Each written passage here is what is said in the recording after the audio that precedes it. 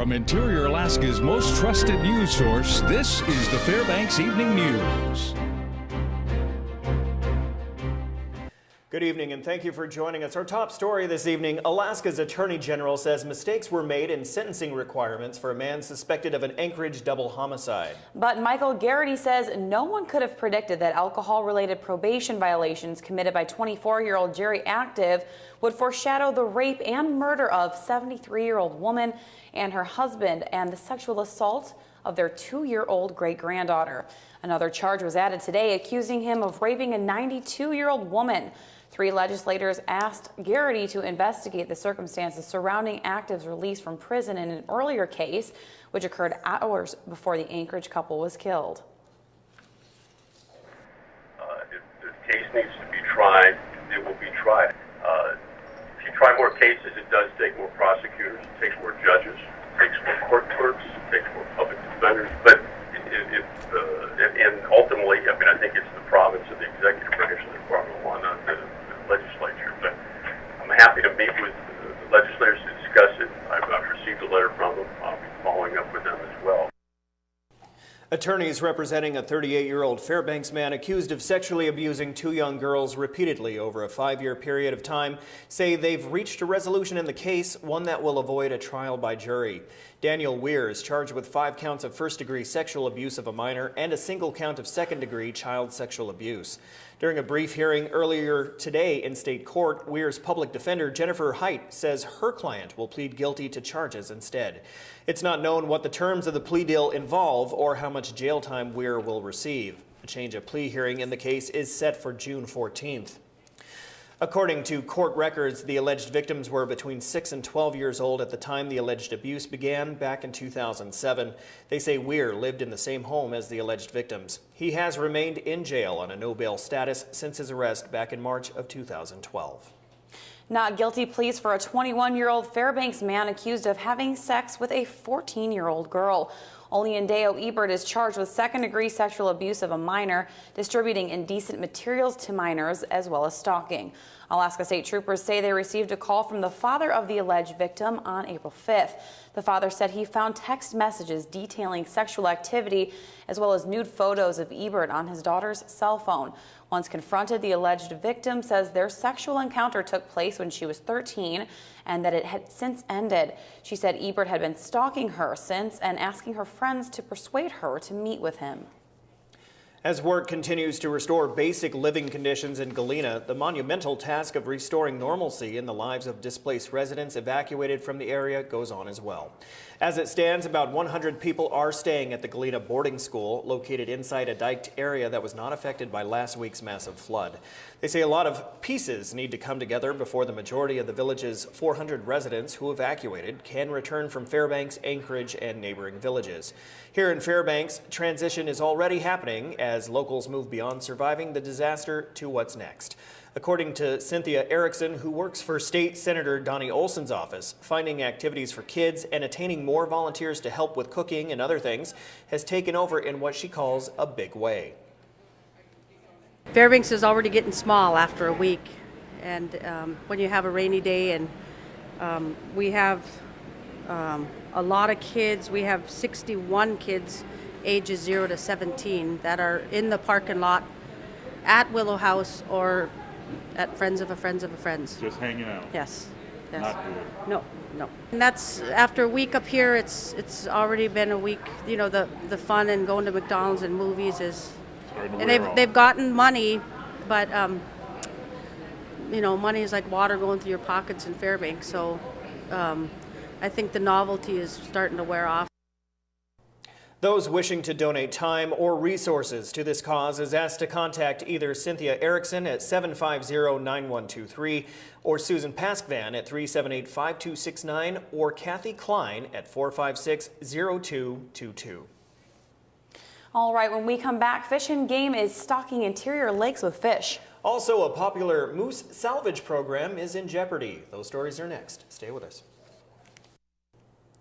Welcome back to the Fbx Evening News. The Alaska Moose Federation has been doing a job no one wants to do for quite a few years to the benefit of the community. Now, non-funding from the state may force their operations to close.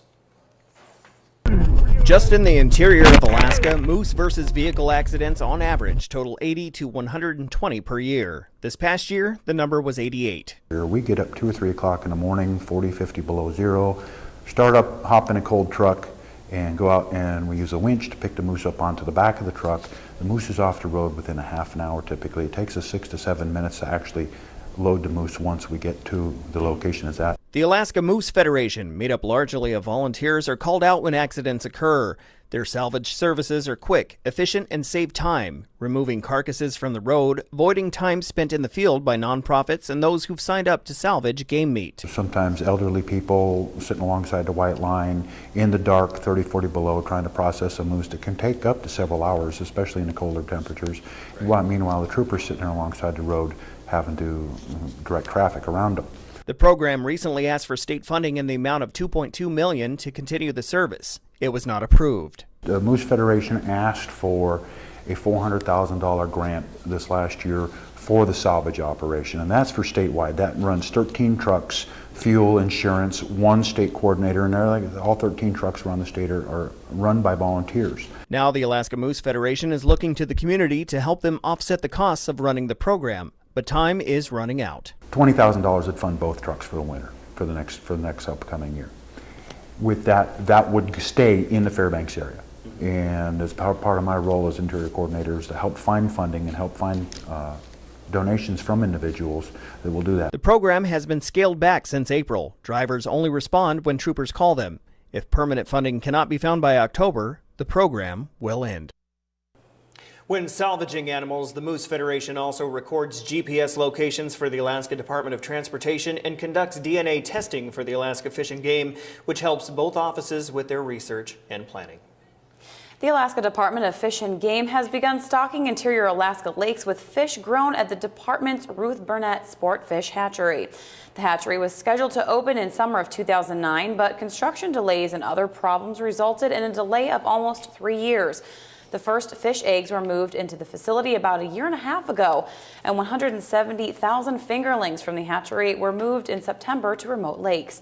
Fish released this week were the first that could be immediately caught by anglers. Hatchery manager Gary George says the average length of the fish stocked this week was 9 to 12 inches. The National Transportation Safety Board needed help from mountain rescue specialists to get to the site of Tuesday's fatal plane crash near Thunder Mountain east of Petersburg. The sightseeing plane was carrying 6 cruise ship tourists from the vessel Seabird. The pilot and 5 survivors were lifted out Tuesday, but it took specialized work to retrieve the body of the man who was killed, Thomas Rising, 66, of New Mexico, from the wreckage of the de Havilland Beaver on a difficult slope, and to get the investigator to the site, according to the NTSB's Clint Johnson. The NTSB hopes to have preliminary information compiled on the accident in 5 days. More than 700 people have signed up to be part of the Relay for Life race that kicks off tomorrow night at midnight and runs for 24 hours. In addition to the race being held at the track across from the Patty Center up at UAF, Volunteers for the Hopefuls Connections, a group made up of volunteers and survivors of cancer, came up with an idea of incorporating Native culture into the fundraiser. For the past 3 months, the group has been busy creating unique pins with beautiful artwork. The pins will be given to cancer survivors and anyone who wants to make a donation. The artwork was created by a number of people of all kinds of backgrounds. Cancer survivors, caregivers of survivors, family members, just people who wanted to support our efforts, elders in the community. We've even shipped out beading kits to people in the surrounding communities, and they sent them back to us. So it's really countless how many people have been involved. We've been meeting every Saturday. Okay, Joe Cook joins us now. Joe on a Friday or Thursday. Sorry, not yet. I'm thinking of the weekend. Sorry. Getting us all excited. What's going on in sports? Well, tonight we go up the hill and take a look at the women's basketball team as they continue to upgrade their roster for the upcoming season, and another steroid scandal could be potentially damaging for Major League Baseball. But we'll see. But we'll have that and more coming up in sports. Hello, Interior Alaska. Joe Cook here in the sports seat for you this Thursday evening. Hope your day has been going well. And now for some Channel 11 sports to make it a little bit better. We start tonight up on the hill and take a peek into the women's basketball team. Head coach Cody Burgess' bench has been busy this offseason holding camps and recruiting. So far, the Nanniks have 6 recruits signed national letters of intent to join the program this winter. This class will be a critical one for the program as the Nanniks look to improve from last season's 5-21 finish. But the Nanniks won 3 of their last 4 games and led the GNAC conference with 10.6 steals per game. You can credit that to the pressure from their signature full-court press that turned over some of the top conference teams, with the Nanniks landing guards like Kaylee Skold out of Soldotna and junior college transfers Candace Presswich and Ashlyn White. Could that press be the key to more wins? Well, I think part of our game is that we're always working hard and we're always trying to throw things defensively because the teams are very strong in our conference. So a way to counter that is to always put lots of pressure on them, full court, half court, whatever way we can. I think with these newcomers, with the incoming freshmen they signed in the fall, letter of intent, and then our returners who really finished strong this season, it should be a good mesh. And I think that the leadership coming in with the transfers and the returners now being juniors and seniors should really help our program.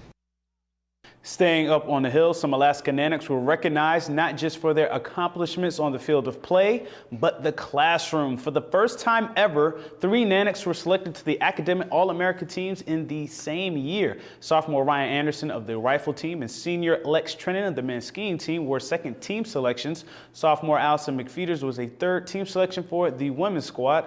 These 3 were Capital One Academic All-American Division II at-large teams picks. They were selected by the College SIDs of America. There have been 10 Nanniks named to the Academic All-America team since 1989. Anderson has a 3.8 GPA and was a NRA first-team All-American in small bore and second-team All-American in air rifle. Trennan earned a 3.7 GPA in undergrad and had a 4.0 as a grad student and placed second in the 15K freestyle in the NCAA Central Region Championships. And Allison McFeeters has a 3.9 GPA and was an NCAA qualifier after winning 2 regional titles in women's skiing, and in cross country was an NCAA qualifier in 2011 and was all academic for the GNAC.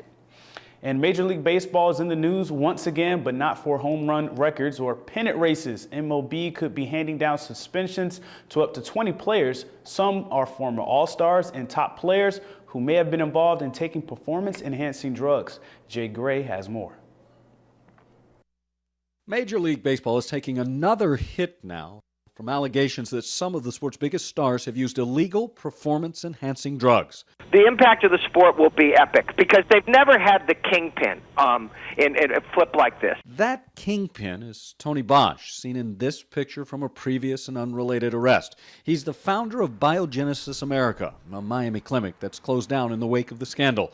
According to numerous reports, Bosch has agreed to cooperate with MLB investigators and share a list of more than 20 players he provided with PEDs, a list that apparently includes Yankee third baseman Alex Rodriguez, who admitted to experimenting with a banned substance from 2001 to 2003. I stopped taking it in 2003 and haven't taken it since.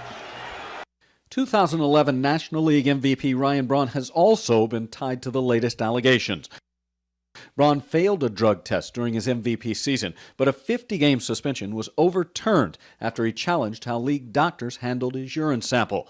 He said his name appears in Biogenesis records because Bosch was used as a consultant during that grievance. I will not make any further statements about it. The truth has not changed.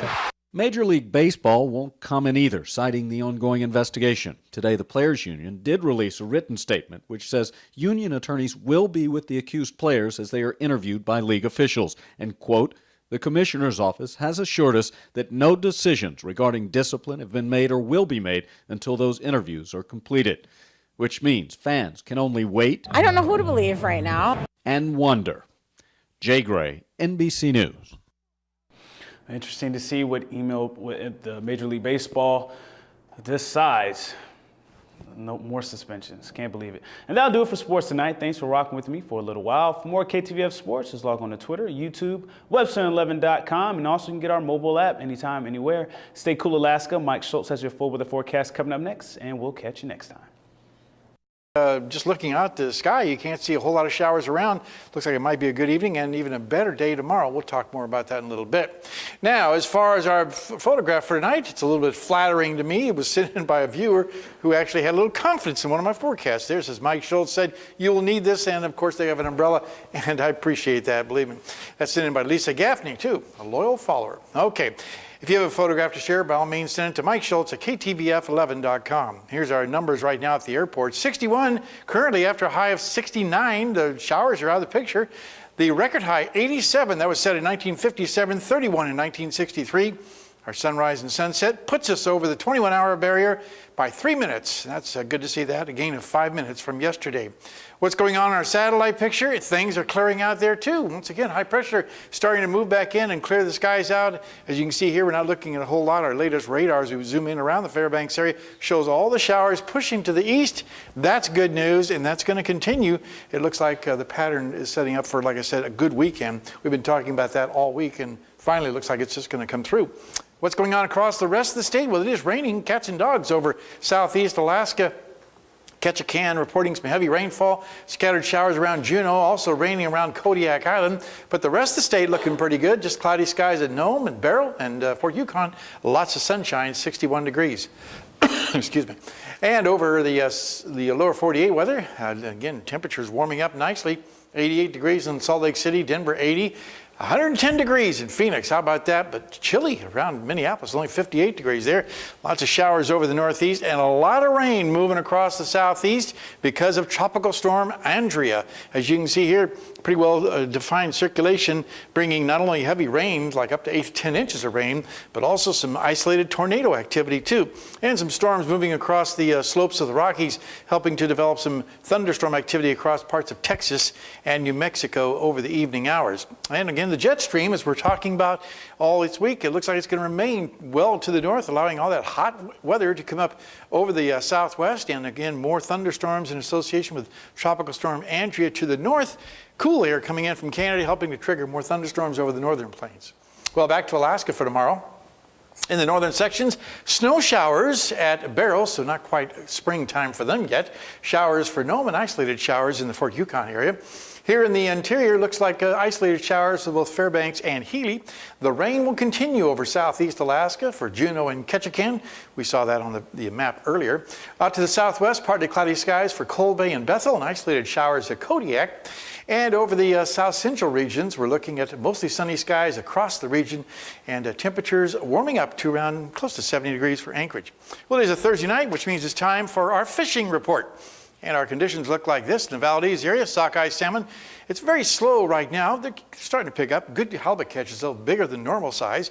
On the Kenai River, it looks like very slow fishing right now. Some kings are beginning to arrive, but the forecast is for very, very poor fishing this weekend.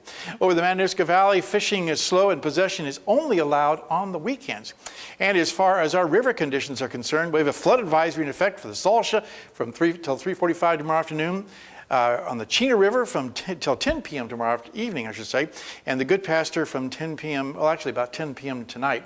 It should be wrapping up. But again, a lot of high water, and if you have cabins on that area, keep an eye on that and make sure everything is safe. Okay. Now, as far as we're thanking our sponsors for helping us out with the fishing report and the river and lakes each night, Jeans and the Boat Shop, and thanks to those folks. Here's your forecast for tonight. 46 degrees, the overnight low, cloudy skies, isolated showers into the morning hours. Tomorrow's forecast calling for a high of 70 degrees with isolated showers possible afternoon. And the extended forecast, as they've been saying all week, looks really good. As you can see, low 70s expected all the way across the 5-day period. Overnight lows around 50 degrees. And the next chance of showers won't be till about Tuesday, it looks like right now. So all in all, some pretty good weather. And like you said, it's going to be nice, especially for that relay race that gets underway tomorrow night. And I want to go out and kayak. Have you tried that, Joe? No, not yet. I'm going to try a little bit of everything. I'm going to get you out there and we'll kayak. Yeah, hopefully it won't be in Barrow where it's snowing. You know, I want to say one thing, we would be remiss if we didn't recognize that today is D-Day. Yes. And over 10,000 military lost their lives for our country. Yeah, for World War II, the lost generation, the last generation. So we recognize them too. All right, thank you, Mike. And that will wrap up this edition of the Fairbanks Evening News. As always, we are glad you could join us. Tonight on NBC Nightly News, what's behind a major phone surveillance operation by the government? That's coming up next with Brian Williams. You can find all of our news, weather, and sports online at webcenter11.com. We're also on Facebook, Twitter, and YouTube. That will do it from all of us here at the News Center. Going to leave you tonight with some great video that our wonderful anchor here, Stephanie, shot today of the guys doing their thing. Air assault mission. That's right. And we'll leave you with that, and we'll see you back here at 11.